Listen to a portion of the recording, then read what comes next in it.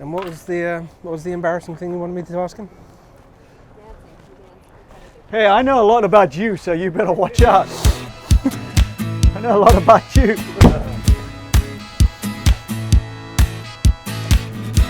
And we're back for Two Yetis for our third MHG experience with. How many times have you been on the show? I think twice.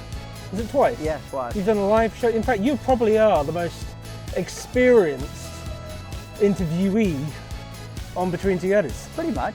Yeah, we did one with Aaron and myself. Yeah. And then with the Yeti itself. So 3. This is my 4th one. You've done the Holy Trinity. Yeah. There aren't many who can say that. Well, I try. It's Clayton Swart. Swart. Yeah. Swart. Has it got a Z on the end? No, that's it's not. I'm South African, so it's no Z on the end. Yeah. Z. Yeah. So yeah, you're South African. So how you worked on boats? That's right. Yeah, that's right. And that's where you met your wife. Yep. And then you moved to America. Yep. Had a kid. And then got off boats and had a kid, and now I did the full thing. I was a broker, and now I'm in insurance business. That's right, because I met you when you were a yacht broker. Yeah, at Waika. And you were terrible at that, weren't you? Yeah, pretty much. Yeah, pretty much. It was a recession. Sorry. It was a recession. There were excuses. Hey, I'm a good sales guy. I can make up excuses, yeah? Yeah, so what brought you to insurance? Well, that's a good question. I think when I got off boats, I worked for the Sachs Group, and the Sachs Group was in the same building as the MHG. And what's the Sachs Group? It was a brokerage firm. Okay. With Jennifer Sy and Bruce Schanberg. They owned that, and then what happened was every time I'd see MHG having parties or events and stuff, I'd say to myself, man, I want to go work there, because I'm kind of a social guy, so I like to be out there and enjoy the fun just as much as everyone else does. So what happened was I saw, started meeting Andrew and Peter and John, the owners at the time, and I always wanted to work there. And then I went from there to a couple other brokerage firms, and decided I wanted to change the scene and wanted to get into the insurance business. I find I like helping people, and I like to, insurance is very, one of the things I like about it is that you get real personal with people, and I like to do that. I like to help people out. I think that's what I'm starting to see. This isn't insurance, it's the product, but it's kind of like the results of the dance. Yeah, I think what I see insurance being is, I think a lot of people get the idea of insurance as being kind of boring because of no offense, but I deal with a lot of the domestic sides. That's bigger companies, the insurance. We're not the typical insurance company, and I think that's what I like about it. I didn't have an insurance background coming into it. I certainly am not that cookie cutter insurance broker, and I think that's what we are good at. I mean, what I love about MHG is we have so many different nationalities, and it's very similar to a boat. When I was on a boat, you'd get on a 150-foot boat, there'd be 7 nationalities. Yep. Well, we pretty much have that at MHG, and it's really neat to see how we're really a family. I mean, we get on, How many are there of you in the office? That's a good question. It's like 23, 24 people. We've got different offices in, Isle of Man. We've got a Hamburg, and then we have. And you've been there how long? 7 years, going on 8 years. 7 years. So this actually is forming a career for you. Yeah, I mean, I really, it was, Because you are very good at it. I mean, yacht brokerage aside, you've really formed this into an art form. Every time we see you at a show and an event, you are working.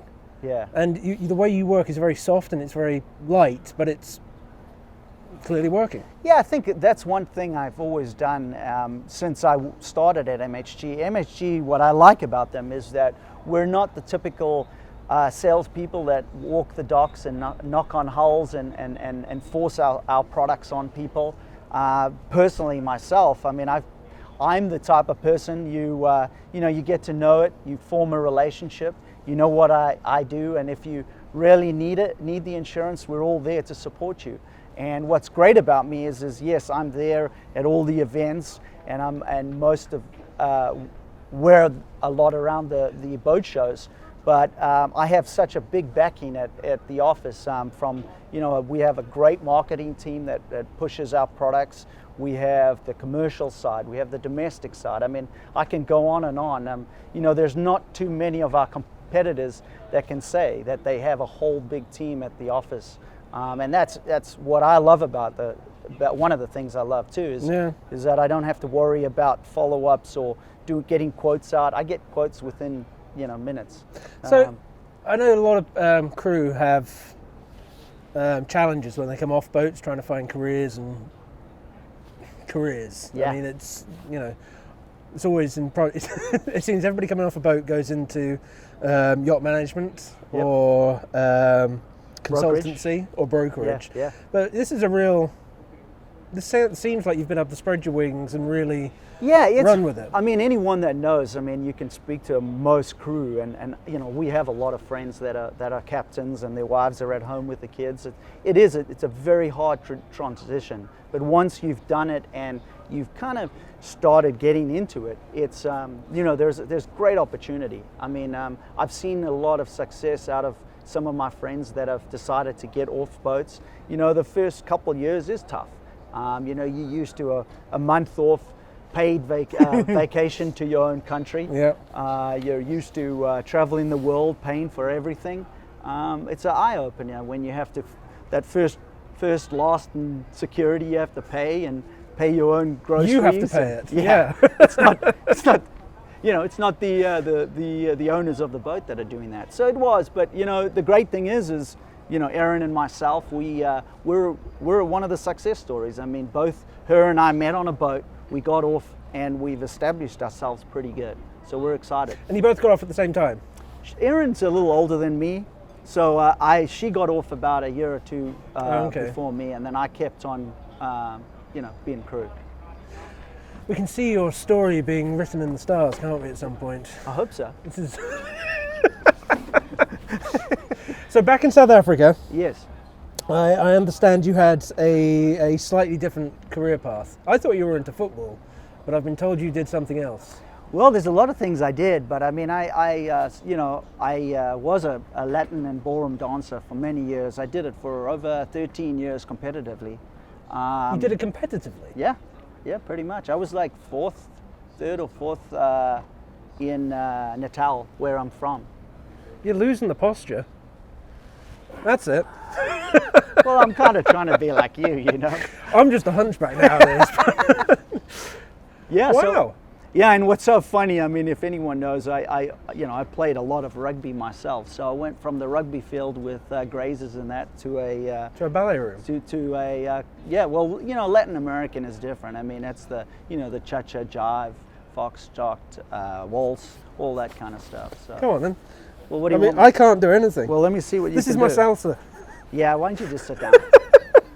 I'm so uncoordinated, it's unreal. Well, actually, that's, I was too. It was the greatest thing my mom ever did. I was like 10 years old. A dance instructor came to our school and said, anyone wants to do dancing? And all my friends and I were like, nah. And it was the best thing I did. But it gave you discipline, I imagine. Well, I get discipline and confidence. I mean, I have a lot of confidence in, just being around people, or, growing up, I never had a fear to go and ask girls to dance or stuff like that. And it brings up the courage when I was younger. And, and then when I danced competitively, I was out in front of a lot of people with judges watching every step. So it kind of helped me with talking in front of people. So it was kind of one of the stepping stones. And you're not gay? No, I'm not. Wow. Well, that's a funny thing that you say that, because it is kind of sad, because my son did it for, he's a competitive soccer player, football in my country, soccer in America, but he started dancing, and it's sad because a lot of people thought that it's just for gays or just for, girls. But I think it was really neat growing up. In fact, yeah, some of the ballet, I used to do ballet too, terribly. But the ballet instructor built like a Yeah, brick. yeah, I mean, so yeah. strong. Well, it helped me. I can tell. I mean, I was really good at athletics. I mean, I have a lot of energy, so it was great. My parents put me in every single sport you can imagine, so it was really good to get out there and do some sport. So, yeah. Cool. Yeah. So you've got some very interesting stories about what's happened to people whilst they're away. The Bubba Burger story is possibly one of my favourites. Yeah, I have a lot. I mean, it's some Under of those, HIPAA law, you're not allowed to tell us any. Yeah, that was a good story. I mean, I think there's a lot of people out there that would tell that story about Antigua and, Mama Burgers, eating some bad burgers, which I still eat them to this day because they're pretty good. But I'm insured, but so you're I know insured. I'm covered. No, I think, there's so many stories. And, just like Lyle said in the last interview, I think it's, we're very fortunate to have insurance and be working at an insurance company, so we have great coverage, but I can't imagine people, unfortunately, that don't have it. And the sad thing, I hear so much. I mean, for every dollar someone says it, I'd be pretty wealthy. If someone said I'm young, I'm fit, I have no issues, so I don't need health insurance. Well, as you know, when you're younger, you want to do the extreme things. When you get older, you don't. And that's not even calling on if the pre-existings or any other conditions that come up. But I think that's one of the things that there are different stories I can tell. So, yeah. And who's your favourite team member? Team member? Yeah. Who do you really like at MHG? Well, that's a good question. I can't really say it right now because there's a couple of them here, so everyone is my friend. No, the thing is my passion. I think the thing is my passion is marketing, and I love the marketing team at MHG. I mean, they really do. As salespeople, we need collateral. We need stuff that can help us sell, and Jeremy and Melissa. And you're about to go through a whole new rebrand, aren't you? So I'm excited about that. You're going to have the velocity of all that behind you as well. So. Yeah, I think it's time. I mean, I think we're going on 30 years, and I think it's time for us to kind of do some revamp. And there's other companies out there, and I think competition is good, and I think it keeps us on our toes, and we're there ready for it. Cool. Yeah. Awesome. Well, we'll see what whenever there's a boat show next. Yeah, I think definitely. Did you go to Lauderdale? I did.